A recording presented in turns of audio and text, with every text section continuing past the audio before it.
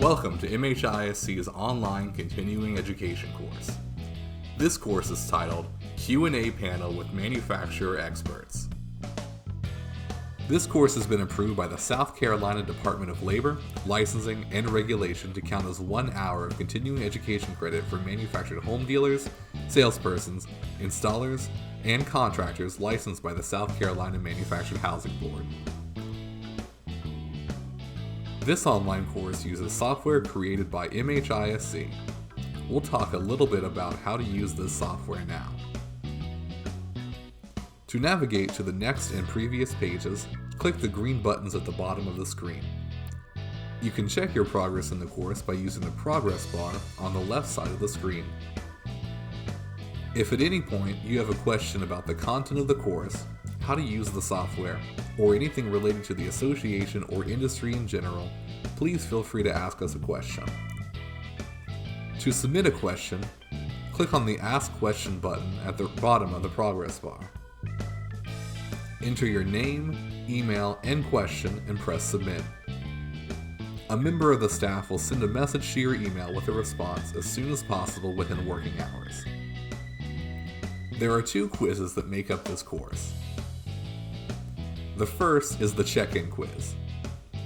Take a look at the boxes below this video. Throughout this video, we will provide 6 questions that you must answer in the corresponding box.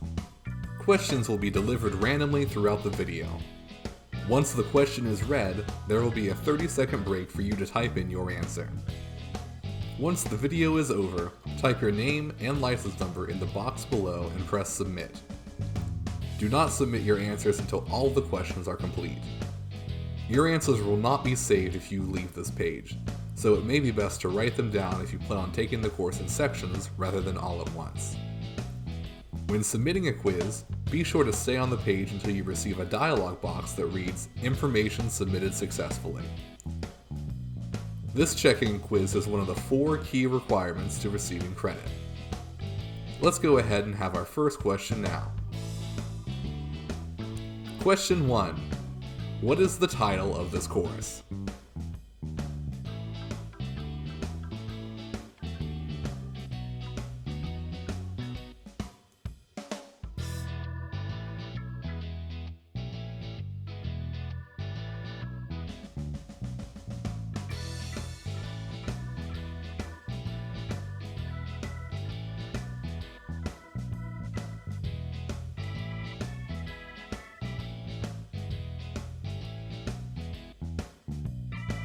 Perfect. Now that you know how to answer questions, let's move on.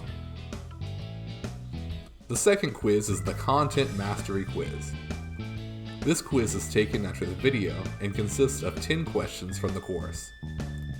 You are welcome to use any outside materials to complete this quiz, but remember that your answers will not be saved if you leave the quiz page. After answering all the questions, type your name and license number at the bottom of the quiz and press Submit. Stay on the page until you receive a dialog box that reads, "Information submitted successfully." Once you reach the ending page, confirm that you have completed all the required steps. There are 4 key requirements to receive credit. First, you must register for the course. If you are here now, you have already done this. Second, you must watch the full course video. You can exit the course and return to it at any time, but keep track of where you left off so you don't miss anything.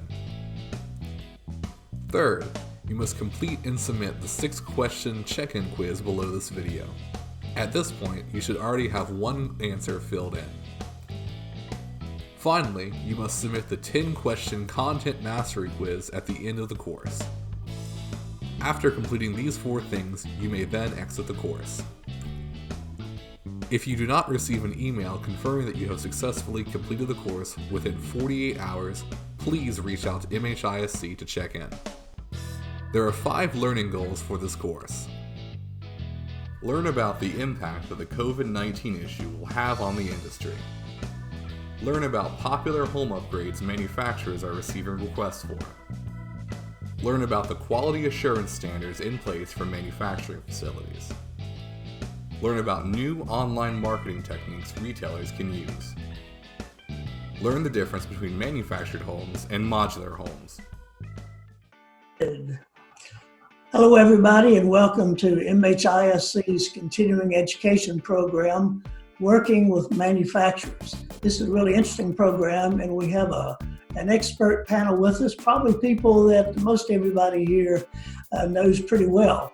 Why don't we just go around the Brady Bunch room here and let everybody introduce themselves and where they work and how long they've been doing it.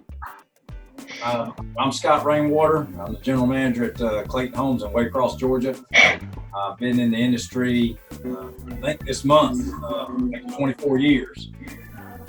And I've worked for, yes, the big three, Champion, and Fleetwood, and Clayton through those years. And I've been currently at this facility for 5 years and the general manager for 3. Will Hill, I'm actually at the Giles facility out of East Tennessee. I've been with Clayton for about 7 years. Took a short stint up to northern Indiana, up to our Wakarusa facility for about 10 months in 2019, and back at Giles as of about 6 months ago. So just getting back into my roots of the Southeast and enjoying it. Yes, my name is Rob Nunn. I'm with Champion Home Builders. Been with Champion 21 years and been in the industry about 35. Had before Champion, I was with Fleetwood Homes for 4 years, and then previous to that, I was in the financing end of this industry with GE Capital and Transamerica. Hey, I'm Ray Falk. I'm with Fleetwood. Been here a long time, 34 or something, I don't know. Most of it at Fleetwood, a little bit outside. I'm in Douglas, Georgia. So we've got 100 years of experience here. That's pretty amazing as young and well-preserved as you guys look. Let's just put it all in perspective. Why don't you tell us sort of what niche your particular plant is in the industry, or the type houses that you make, and sort of where they fit into the overall marketing scheme. Sure. Doing entry level, double and single, stray outside of the entry from time to time. But that is our primary focus. We are building a lot of units for street, of course, and community business. Yes, Champion, I work for the Champion facility in Lillington, North Carolina. Our main thing is we do both HUD and modular product. Matter of fact, year over year, it's pretty interesting. We have a variety of retailers that sell both, but we end up selling about 50-50. About half of the product is the HUD, and that is the single wide and the multi-section homes, and then the modular product. Our probably niche in the market is the middle of the line. We don't do the real low end and we don't do the real high end. So we try to stay kind of in the middle with our product. So that's kind of diversified product is kind of our niche.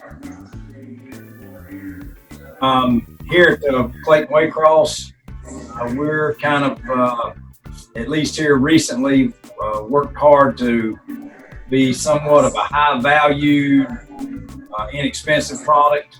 So you don't really build real entry level. I guess you could kind of say we're on the high end of the low end. And we build both doubles and singles. And we are about probably 70% street business now, 30% community.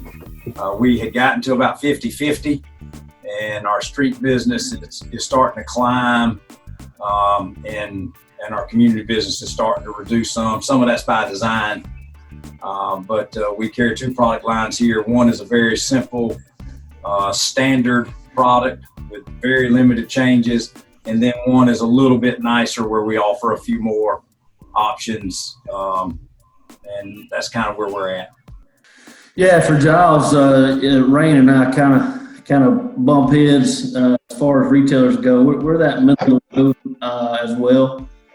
We don't do any mods out of this facility. We do build doubles and singles, so we have the ability to kind of hit markets with both of those, as opposed to some manufacturers that may do singles or doubles only. Giles has always been the guys that will kind of step out of the box a little bit and do some things that some others wouldn't normally do when it comes to features in the house and things like that. But we're the middle of the road, kind of like Waycross. We try to stay in that middle price point. I think that we've learned over the last couple of years with the way that site-built pricing has just went through the roof, that there's a very, very high demand for that middle product, and we hope that we've been able to fill some of those gaps. All right. Well, since this is a CE class, we take some short breaks for a check-in question. And so we'll do that now, and we'll be right back to you in just a few seconds. Question 2. What is one marketing angle or home specialty that a person on this panel has?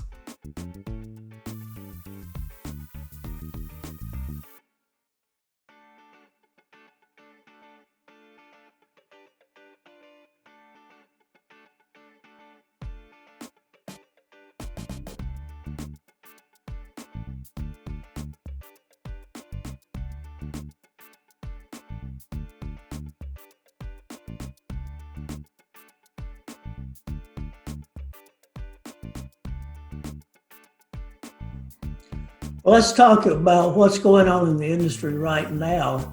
How has the virus affected the backlog at your plant? Well, at the Champion facility, we went into this thing, the virus, pre-virus, at about a 15-week backlog. And today, we are at a 15-week backlog. However, having said that, we have reduced the amount of floors that we're building each day because of absenteeism. We haven't had anybody at the plant actually contract the virus, but we've had quite a few of our probably 30 to 35 of our employees that had overall issues, health issues, and the company allowed them to take time off. So in doing that, we had to reduce the amount of floors that we were building. At one point, we were about 50% of production, and now we're up to about 75% of where we normally are building. So even though we're building less homes, the virus did slow our business down some, but we still have a 15-week backlog. Yeah, I think Ron hit it right on the nose. I mean, obviously being able to get production where we want it to be has been a huge struggle for as far as the absentees go as well. I think the biggest thing that we're seeing from customers today is real buyers, right? These aren't customers that are out just kicking tires. I think that it's been very, very healthy for the retail centers to be able to spend time with customers that really need the time, as opposed to the tire kickers that can be out there sometimes. But I think it's also given our company and really the industry a chance to look at other ways to market our product, whether it be through meetings like these or anything technical that most of us don't know a lot about. But it's allowed us to really take a step back and look at our business from different angles and figure out a way to attack the market. But I look at more of a year at the same time last year, and you have a 3 or 4 week backlog. January rolls around, the pandemic hits, all of a sudden you're at 12 or 13. I don't see a whole lot of negative coming out of it from a facility standpoint, except for the fact that we just can't get houses out fast enough, which is what our customers have. So. Money's available and lenders are buying. That's the good news. We've had turnover has been normal, production normal, backlog's grown a little bit. Got an excellent retailer base that's kept us moving. We're primarily independent retailers, and they've fought through this with some odd business practices, some stuff we've never done before, but so far no negative effects. Yeah, here at Waycross, similar story. Before the pandemic started, we were 250 floors in our backlog, and now we're still 250 floors in our backlog. Some of our order rights have been 25 floors a week instead of 35 floors a week. But like Rob was talking about, we've had some weeks where we only built 28 instead of 34, and we lost some days in May. We had 4 or 5 people come up positive, and it was enough to where it was starting to be a little bit of a death of 1,000 cuts. Shut your plant down for one day, then get back going. So we shut the plant down for an entire week, sanitized the plant, sent everybody in the plant to get tested, and ended up with 208 people being tested and 6 positives out of that. So then we brought everybody back in, and everybody knew that everybody here was negative, and we've been rolling hard ever since. And we haven't gotten back to doing 7 and 8 a day like we were prior to this, but we are doing 6s and 7s. So we're getting close to getting back with it. And our order rights have also picked up. We've outritten production by several floors the last 2 weeks. So as far as the backlog and all goes, we're in good shape. We just need to our absenteeism has slowed up. Like Rob was saying, we were having 25, 30 people a day who were scared in the beginning. I think today we had 7 total absences, and 2 or 3 of those were absences or scheduled off. So hopefully we're starting to get back to a little bit of sense of normalcy here. Well, it's time for another one of our breaks with a check-in question. So if you're taking this course, you'll have a minute to do that, and we'll be right back with you. Question 3. What is one way that the COVID-19 issue has impacted the manufacturing process?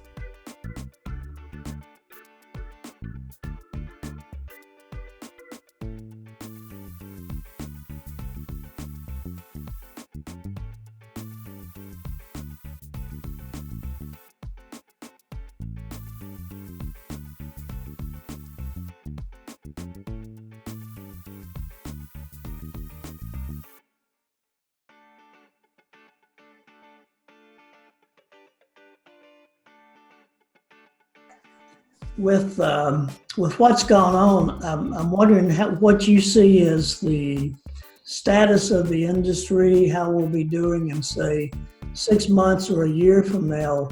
What should the retailers expect? Well, now that's a hard question to answer, but I will say I can only tell you what I think, and that's not always something very good to go on. But 6 months from now, I see the business a lot like it is today. I don't know that there's, even with some of the things going on, I think the market has shown that it's pretty resilient. And to Will's point earlier, people who are out there, they're buying. And to Ray's point, the banks are willing to give them the money so they can buy. And I think that if there's a little bit of a lull, because it is a pipeline kind of business, right? So I know dealers who came into the beginning of the year with a lot of deals almost behind.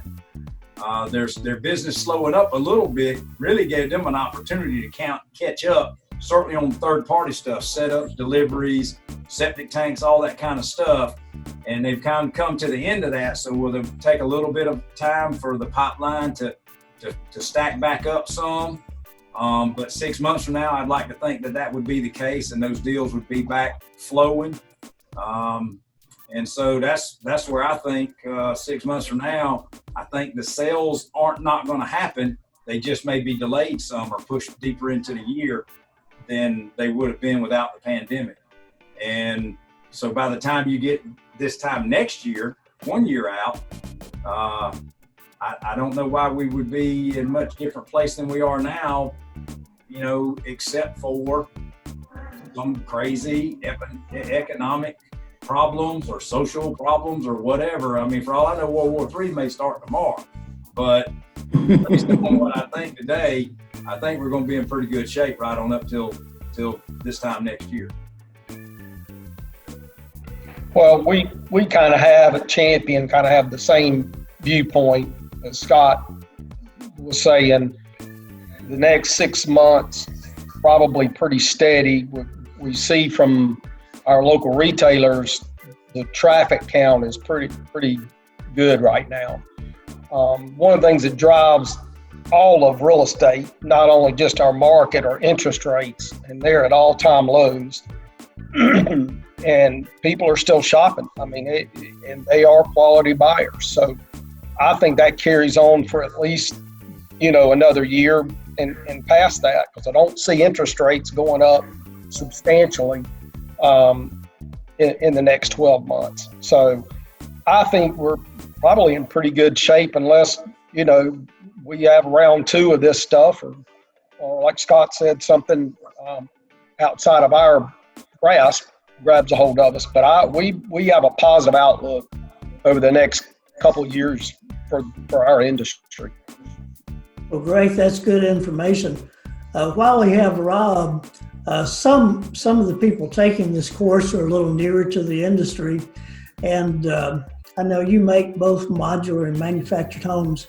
Could you take a second to maybe, from your perspective, what are the major differences between those two types of houses? Sure. First, I want to, since we do have some new people in there, Mark, one of the things when I first got in the business, I would hear things, and matter of fact, a couple of guys mentioned it, when you're in a manufacturing facility, you're building floors. Well, that doesn't mean we just build a floor system, but what that means is each individual section of the house is counted as one floor. That's our terminology, is one floor. So a single wide would be one floor, a double wide would be 2 floors, and if you happen to have a triple wide, that's 3 floors. And we count how we build those, whether it's a HUD or a modular home. That's how we count what we produce. So I just wanted to, because that confused me a little bit when I got into the industry. A HUD manufactured home is built to, just like it sounds, the HUD standards, which is a federal agency, the Housing and Urban Development, and it's a national code. So all manufactured homes are built to the same code for the entire nation. So if I build a HUD home in North Carolina, Lillington, I can ship it anywhere I want to ship it, as long as it meets the local thermal zones or wind zones. But I can ship it to New Orleans, I can ship it to Pennsylvania, I can ship it to Florida.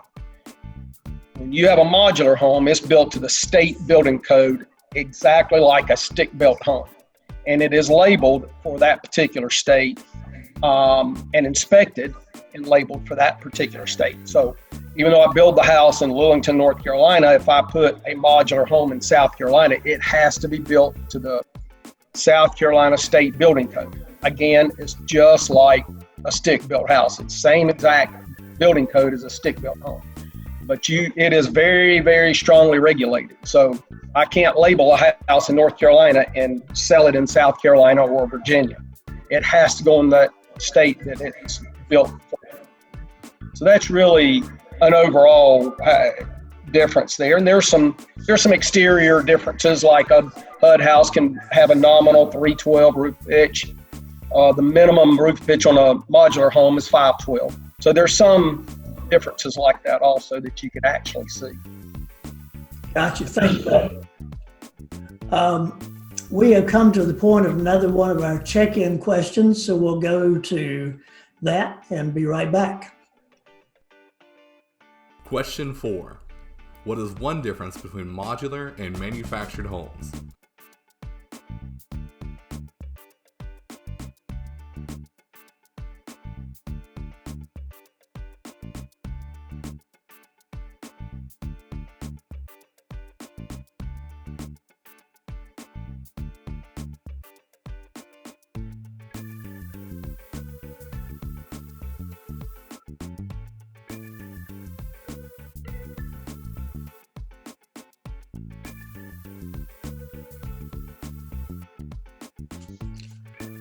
We are back. We sent out a questionnaire to some of the retailers for questions that they had for you. And 2 of them came out pretty specific. And I believe that Ray and I have talked about these, so we'll direct these to you. One is a dealer wrote, there's been some confusion as so far as OSB wrap, and if it's required in Wind Zone 2 constructed homes on all 4 sides or just the end walls.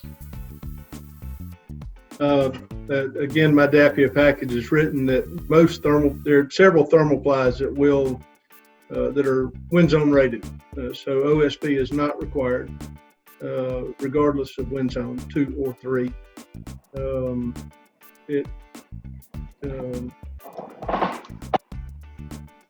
It's still, it's an option for us, but the thermoply that we use is wind zone rated.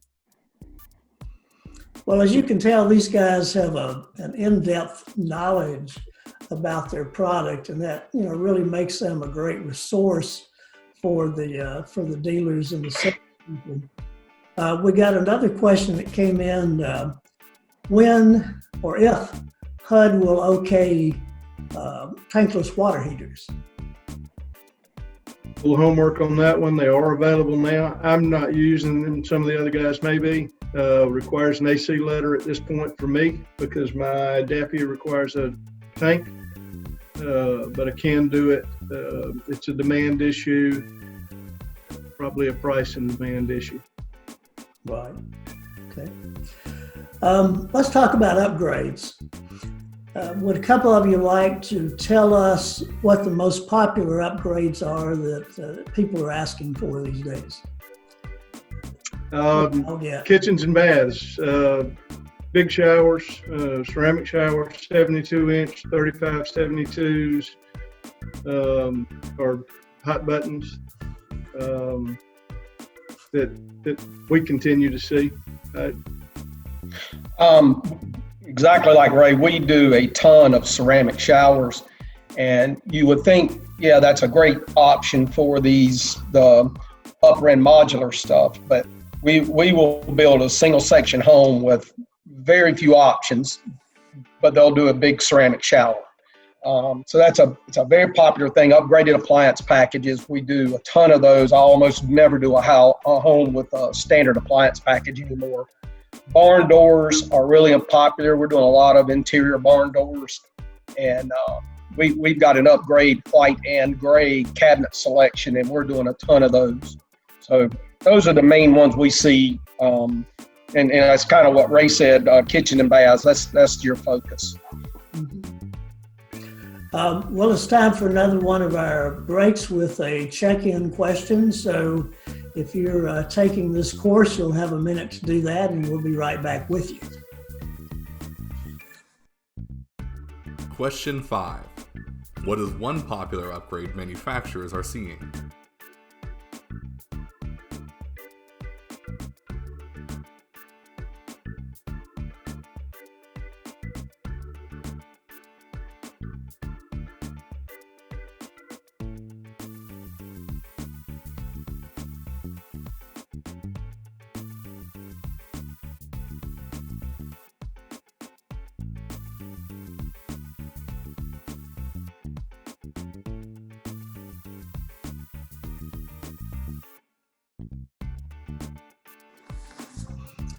We are back. Question about quality assurance. If you were talking to a retailer and educating that retailer, and here's some things you can say to the customers about how we ensure that the quality of the house is good, and that we've caught any issues with the house. What types of things do you do at your plant that will give people that feeling that, yeah, they've got a good quality assurance program? We have in-house inspectors stationed throughout the plant. We have our in-plant inspection agency is the fire marshal's office in Georgia, and they have an office here in our facility. They're here on a regular basis, making sure that we are building according to our HUD code. And they are more on the technical side. Our in-house guys, of course, are as tuned into the technical side as they are the cosmetic side. But probably one of the things that we do that's a little different is after a house is through final finish, we will we do a third plumbing and electrical test before the home is shipped, trying to minimize any plumbing and electrical issues that go out of the door, and we do a management walkthrough on every floor. We actually have a quality assurance manager, and that is his 100% his primary goal. Is he doesn't not just start with the quality part at the end of the process, but he takes that all the way back to the very beginning, and he walks through that whole process. And that is, again, his primary job. He works with the local inspectors very closely, monitors it with our DAPIA also, and but he's our final say, and he's been at the plant for 25 years, knows the product inside and out, knows what a quality product is and when you have issues. And they have we have every single morning, they have a production manager's meeting with this particular guy, and any issues that cropped up the day before, he addresses right then. So we've got one guy that handles that for us on that end of it. All of you have seen a lot of retailers come and go, salespeople come and go. Just looking back on what you've observed or what's going on right now, what advice would you give to retailers right now? Ray, you want to start that one, and we'll just go around the circle. I was hoping you'd start somewhere else on that one. I'll help you, Ray. Take a break. Jump in there, Scott.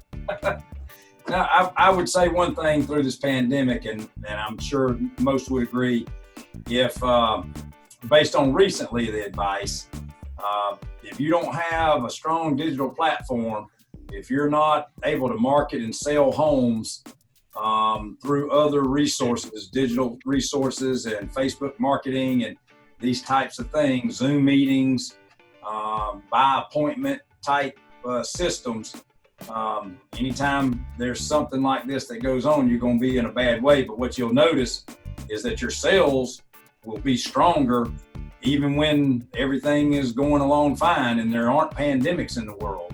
But digital marketing is getting to be, and digital interaction and things that you can do to virtual tours, Matterports, all that stuff is getting to be more and more important in the world of sales, in the manufactured housing, off-site built housing business. So that would be one piece of advice I would give to retailers: is it's worth the money and the time to get yourself for success when it comes to all the different methods of digital marketing. And then past that, it's getting to be every year price goes down as what matters most, and experience goes up and what matters most, the buying experience for customers. So You need to make sure that you have a vision and systems in place so that you can provide your customers with a good buying experience and service after the sale and all those things that generate positive feedback and referrals, because now at the push of a button, someone can talk really good about you or really bad about you to thousands of other people. So it's important that you treat customers like they expect to be treated, and that you're able to reach them through new ways that some people have not always been comfortable in reaching them. About Will over there. Yeah, I would say probably the biggest thing for me right now is just to have a game plan. I think backlogs over the last 12 months have obviously continued to climb. I think you have to be looking 3, 4, 5 months ahead as a retailer and making sure that your pipeline is full through that process.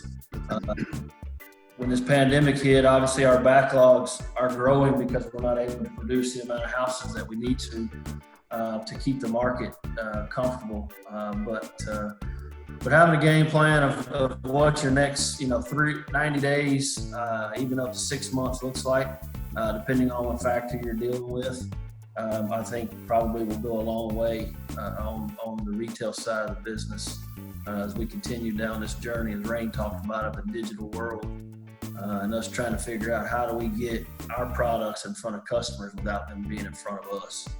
And if we can stay on that digital track and making sure that we have, like he said, the Matterports and photos to be able to share our products with customers. If you look around, people's inventories are going down, not up. And I think the reason why that is because they're able to use these Matterports and pictures and have the touch screen in their offices that allow customers to walk these houses and not necessarily be in them. So I think just having a game plan and preparing for what's to come will probably take you a long way. Rob, how about you? Well, I had some notes down here in the very top note on that subject was the website. So just like everybody else, you really have gotten to hone in on your website.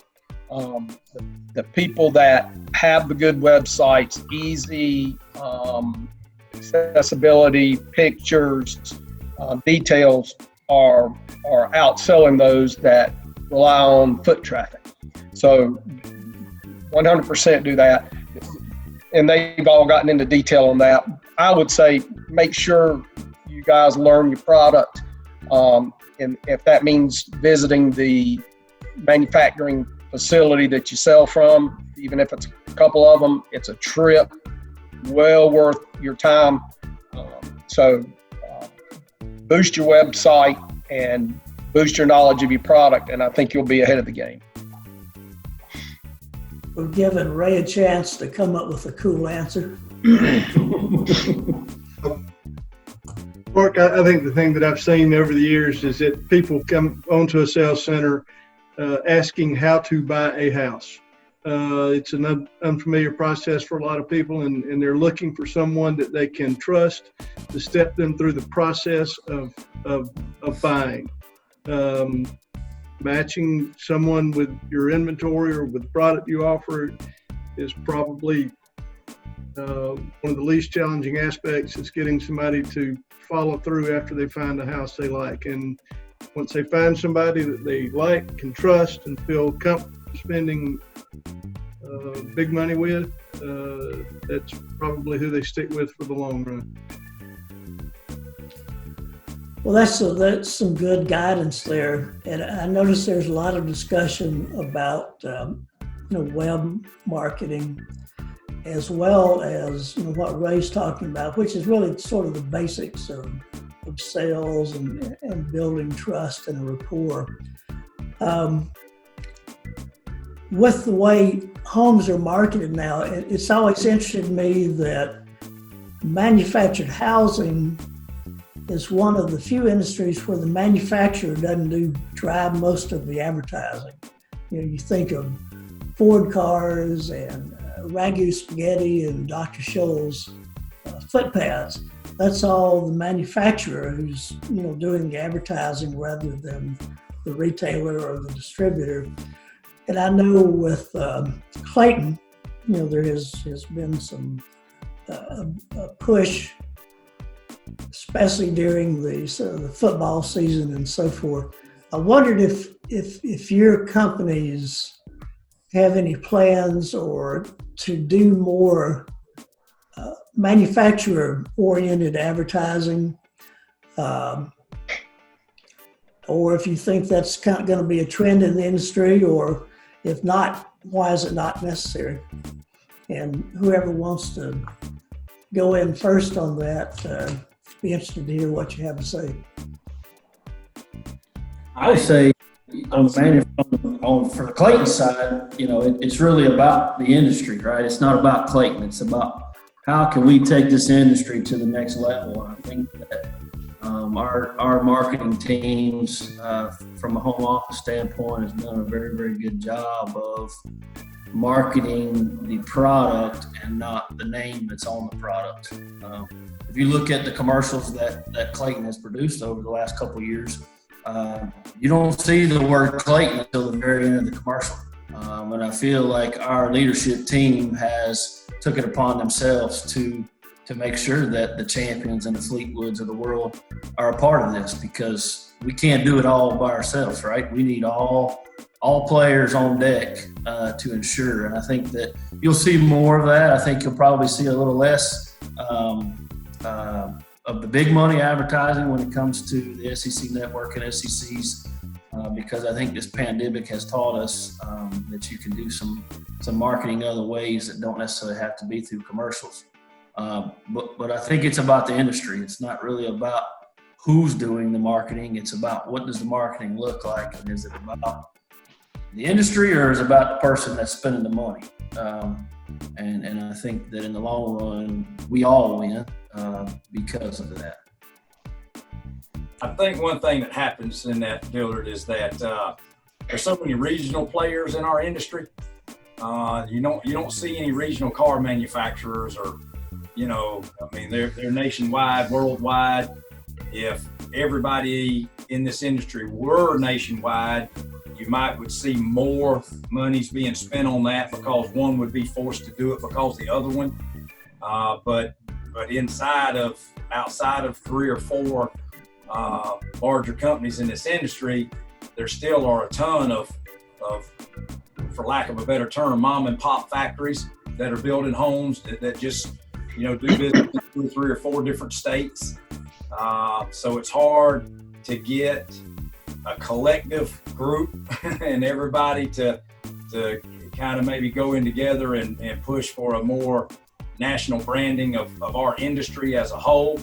It's smart to do if we can make that happen at some level, because traditionally the factory built housing is like 9% of the overall housing in this country. I mean, year in and year out, give or take a percent, a point or two, it's less than, it's 10% or less. So what can we do as an industry to make that 12% or 15%? Because even that small of a number in growth as compared to the overall housing market would be huge for our industry, and would cause some significant growth, both at wholesale and retail and at finance. And I think that as those opportunities would present themselves for any of the companies in the industry, or as companies together in the industry, to do like Will says, which is elevate the entire industry, will be beneficial for all of us. And so maybe as we go forward, there'll be some more of that going on. Any other thoughts on that? Will mentioned, and Scott too, that a rising tide raises all boats. And of course, that's part of what associations do, is to kind of work for the overall, a good climate for the industry in South Carolina, good laws, good policies in terms of taxes and zoning and everything else. And I'd like to think these 4 guys right here because they have all been very active in the association, have served on committees, on boards, on the executive committee, and whenever, just like when the retailers call you, you're there to help. We've called all of you many times and said, can you explain this issue to us? So that relationship and the support that we get from you as manufacturers and you as individuals has been huge to the association. So as we wrap up, we would like to thank our panelists, Ray Paulk of Fleetwood Homes, Scott Rainwater of Clayton's Waycross plant, Rob Nunn of Champion Homes, and Will Hill of Giles Industries. I want to thank you, the students, the participants, for tuning in and watching. We have one more check-in question for you, and then some instructions on how to finish up the course and how to get credit for it, CE credit for it. So we'll go to that now. Thank you very much. Question 6. What is one way retailers can use digital marketing?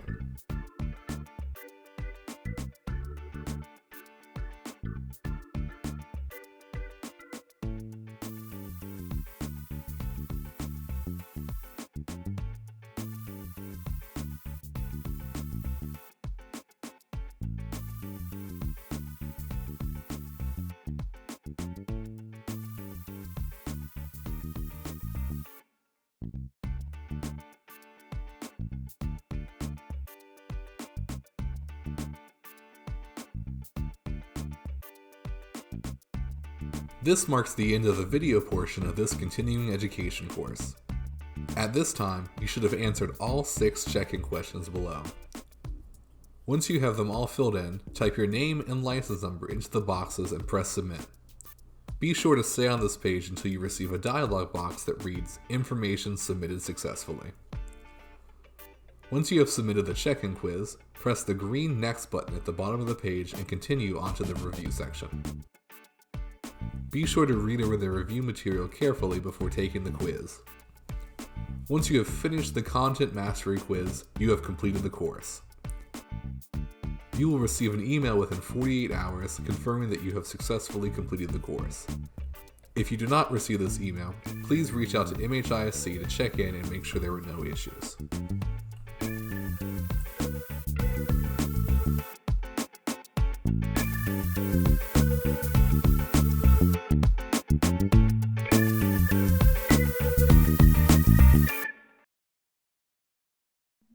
Well, the thrill. All right. I had to get these from my wife. These are actually a little funny. One of them's a little borderline, so I'll just throw this one at you. Why didn't the toilet paper cross the road? Why is that? Well, he was afraid he may get stuck in a crack.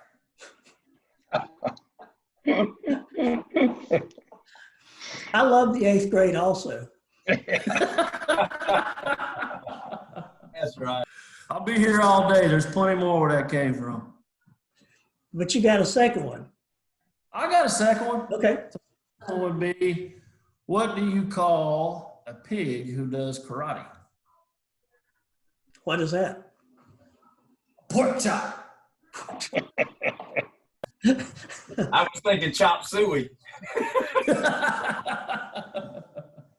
Scott, what's your joke? Well, That's all I got. dude, I figured I'd zero in on some my sister branch jokes.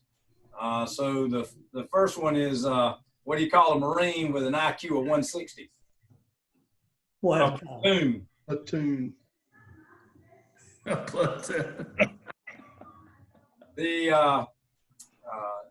What's the difference between Air Force jets and Air Force pilots? What's that? The jets quit whining when you shut the engines off.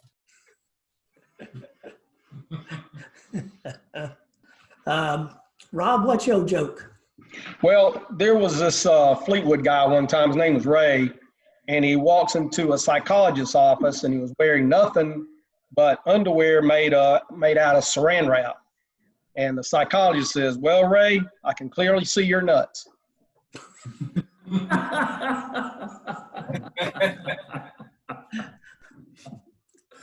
Oh, How hope about you you, guys Ray? still have to come back, Ray. Yeah, come on, Ray.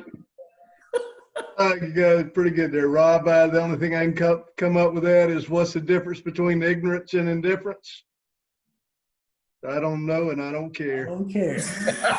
There you go. I love it.